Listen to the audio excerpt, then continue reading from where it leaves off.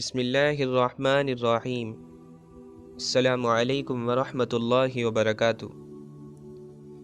हज़रत हुज़ैफ़ा रज़ी अल्लाहु अन्हु ने फरमाया, फ़ितनों से बच कर रहो और कोई आदमी ख़ुद उठकर फ़ितने की तरफ ना जाए, क्योंकि अल्लाह की कसम, जो भी अज़ ख़ुद उठकर फ़ितनों की तरफ जाएगा उसे फ़ितने ऐसे बहा कर ले जाएंगे जैसे सैलाब कूड़े के ढेर को बहा कर ले जाता है। फ़ितना जब आता है तो बिल्कुल हक़ जैसा लगता है, यहाँ तक कि जाहिल कहता है कि ये तो हक़ जैसा है।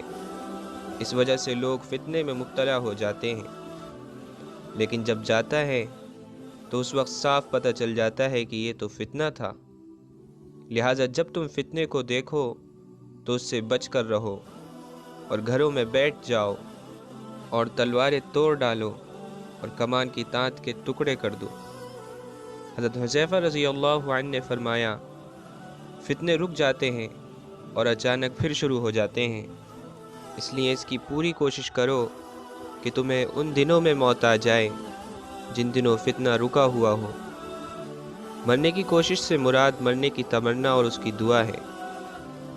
हज़रत हुज़ैफ़ा रज़ी अल्लाहु अन्हु ने फरमाया, फ़ितने तीन आदमियों के ज़रिए आते हैं।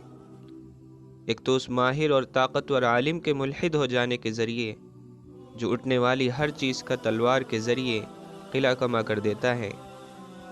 दूसरे उस बयान वाले के ज़रिए जो फ़ितने की दावत देता है। तीसरे सरदार और हाकिम के ज़रिए।